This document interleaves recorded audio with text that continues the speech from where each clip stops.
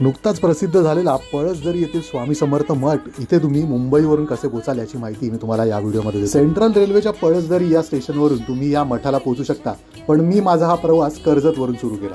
ठाणे ते कर्जत या प्रवासाचं लोकलचं तिकीट हे 20 रुपये पर पर्सन इतकं। जेमतेम 1 ते 1.5 तासात तुम्ही ठाण्यावरून कर्जतला पोहोचता।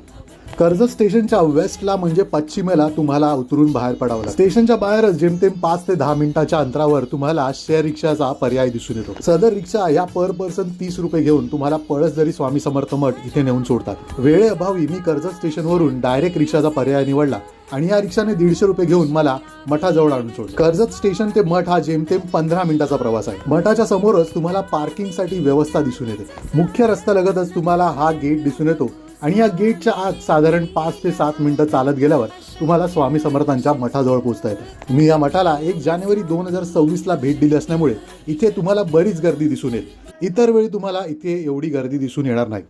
सदर मठात तुम्हाला महाप्रसाद देखील मिळून येतो आणि हा महाप्रसाद साधारण 12:30च्या आसपास सुरू होतो।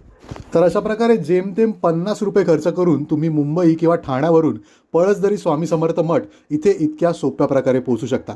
जर तुम्हाला डायरेक्ट रिक्षा घेऊन इथे पोहोचायचं असेल तर इथे साधारण 150 रुपये तुम्हाला द्यावे लागतात।